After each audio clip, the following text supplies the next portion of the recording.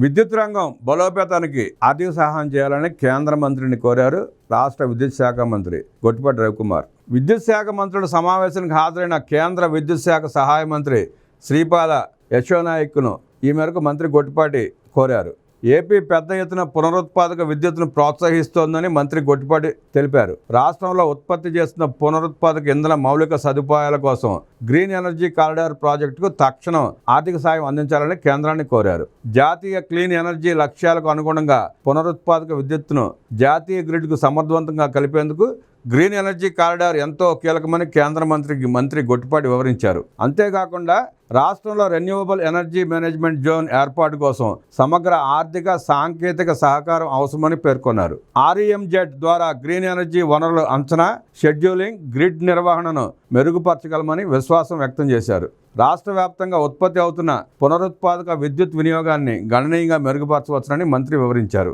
ఆంధ్రప్రదేశ్కు వ్యూహాత్మకంగా ఎంతో ప్రాధాన్యత కలిగిన NP కుంట సోలార్ పార్క్ నుంచి ఉత్పత్తి అయ్యే పునరుత్పాదక విద్యుత్పై జనరల్ నెట్వర్క్ యాక్సెస్ ఛార్జీల నుండి మినహాయించాలని కేంద్ర మంత్రి నాయక్ మంత్రి గొట్టిపాటి విజ్ఞప్తి చేశారు. ఈ పార్క్ ద్వారా ఉత్పత్తి అయ్యే విద్యుత్ వినియోగదారులకు అందుబాటు ధరలో ఉండాలంటే ఈ మినహాయింపు అత్యంత అవసరమని మంత్రి గొట్టిపాటి వివరించారు. మంత్రి గొట్టిపాటి రవికుమార్ పేర్కొన్న వివిధ అంశాలపై కేంద్ర విద్యుత్ శాఖ మంత్రి సానుకూలంగా స్పందించారు. డిస్కంల బలోపేతం, విద్యుత్ రంగం సుస్థిరాభివృద్ధి దిశగా చేపట్టాల్సిన చర్యలపై వివిధ రాష్ట్రాల విద్యుత్ శాఖ మంత్రుల సమావేశంలో విస్తృతంగా చర్చించారు.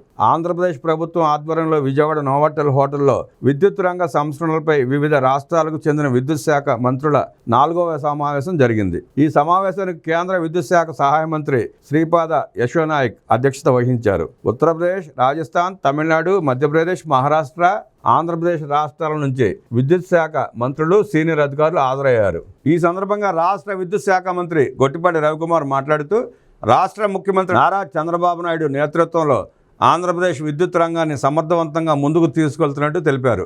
డిస్కంలను ఆర్థికంగా బలోపేతం చేయడంతో పాటు సుస్థిరాభివృద్ధి దిశగా రాష్ట్ర ప్రభుత్వం అడుగులు వేస్తోందన్నారు. కూటమి ప్రభుత్వం అధికారంలోకి వచ్చిన నాటి నుంచి విద్యుత్ రంగంలో కీలక సంస్కరణల అమలుకు నాంది పలికినట్టు స్పష్టం చేశారు. కేంద్ర విద్యుత్ శాఖ సహాయ మంత్రి శ్రీపాద యశోనాయక్ మాట్లాడుతూ విద్యుత్ పంపిణీ సంస్థల ఆర్థిక స్థితి, యాజమాన్య, నిర్వహణ సమస్యలను అధిగమించడానికి సమన్వయంతో సంస్కరణలు చేపట్టడం ఆవశ్యకమన్నారు.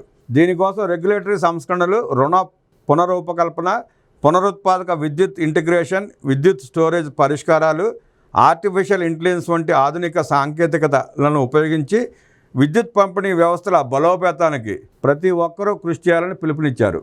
అదేవిధంగా టారిఫ్ల సమీక్షతో పాటు APTEL లాంటి సంస్థలను శక్తివంతం చేయడం, టారిఫ్ ఆర్డర్లు, నెట్ మీటరింగ్ విధానాలను సరళీకృతం చేయడం లాంటి చర్యలను చేపట్టడం ద్వారా డిస్కంలను నష్టాల బారి నుంచి గట్టెక్కించవచ్చని సూచించారు. బ్యాటరీ ఎనర్జీ స్టోరేజ్ సిస్టమ్స్ విస్తరణకు స్పష్టమైన మార్గదర్శకాలను రూపొందించాలని పేర్కొన్నారు.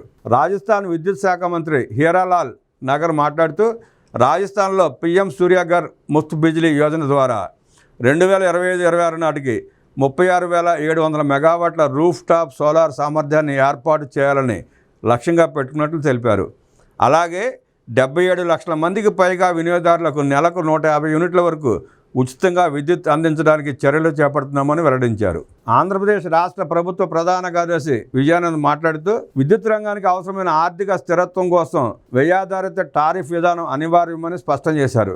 అదేవిధంగా ఆర్థిక భారం తగ్గించేందుకు డిస్కంలు చేసిన అప్పులపై వడ్డీ రేట్లు తగ్గించాలని కేంద్రానికి విజ్ఞప్తి చేశారు. ఈ సమావేశంలో కేంద్ర వివిధ రాష్ట్రాల ఇంధన శాఖ ఉన్నతాధికారులు, AP Transco JMD Keerthi, AP CPDCL CMD AKV Bhaskar, వివిధ రాష్ట్రాల నుంచి వచ్చిన ఇతర ప్రతినిధులు తదితరులు పాల్గొన్నారు.